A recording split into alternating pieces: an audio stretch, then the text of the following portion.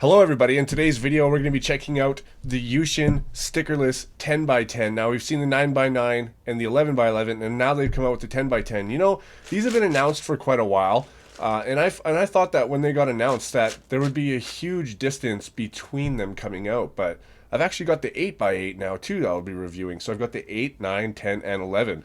All stickerless, all looks the same. It's just very fast production and awesome quality too so far. I'm really impressed by the work that YuXin is doing these days. So here we have a ShengShou 10x10 currently in getting solved. And this one is really loud on the outer layers. You can hear that it does catch a little bit, but on the YuXin, it's just so smooth. It's incredibly smooth. And the inner layers on this too are really catchy. Especially right here, you can kind of see that even when you go like this, it like deforms a bit. But on the YuXin, it's just incredibly smooth. I mean, there's no deforming going on here whatsoever.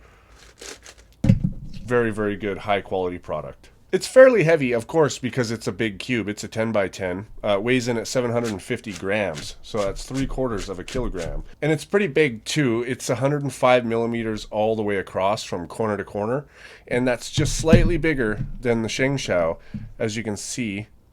The inner layers are the same size. You can match those up all the way down, but the outer layers are just a little bit bigger than the ShengShou. So if you have a ShengShou 10x10, the YuXin 10x10 is going to sit a little bit bigger in your hands.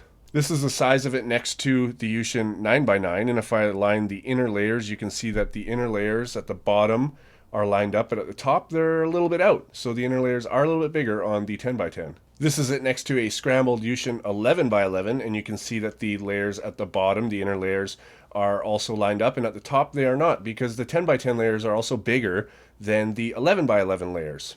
And the size difference between all three, I expected the 10x10 to be really in the middle, and it is in the middle, but it's definitely closer to the size of the 11x11 than the 9x9. So this was sent to me from thecubicle.us. This is on their website, links at the top of the description. It is $120. It is a very expensive cube, but it is such a good quality cube that I think that you're definitely getting your money's worth if you're into bigger puzzles. And just like the other ones as well, it's just capped. I can't take them off. There you go. So you can see that it's capped, and then you just put that back in. And all of the internals are white primary plastic. So this is somewhat of a checkerboard on the 10x10. You can see the difference between the white and yellow. There's a very nice contrast going on. The blue and the green is also a very nice contrast. And the orange and pink are very close to each other.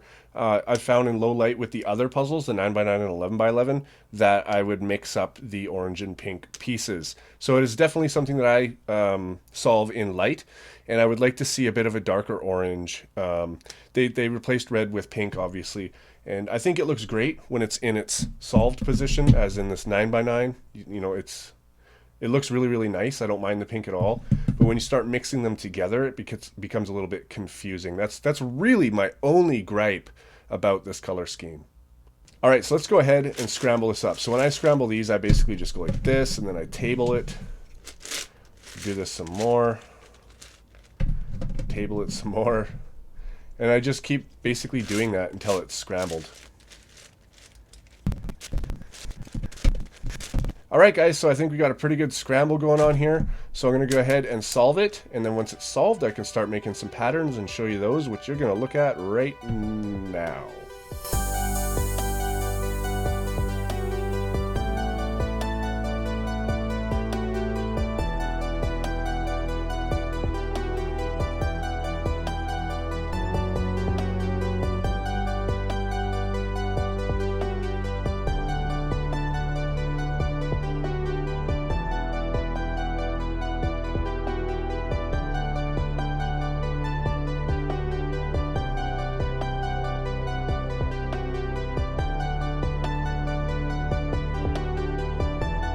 Alright everybody, so I have solved this thing a couple of times and it's awesome. I like having to deal with crazy edge parity and stuff like that, you know, at the end of the solve on a huge cube, because it takes a long time, and if you make one wrong move, you kind of really scramble the puzzle up again. But I don't, because I've done it so many times. It's just really fun to deal with that kind of stuff on such big puzzles where you can't do it really fast, say like on a 4x4 or something like that. But yeah, really fun puzzle. Not a single pop, not even close to popping. The thin corner cuts really, really well, pretty much everywhere. Never had a chance of popping. Very, very good design. Best 10x10 on the market by far. It's $120, available at thecubicle.us. Links at the top of the description. Thanks for watching, guys, and I'll see you on my next video.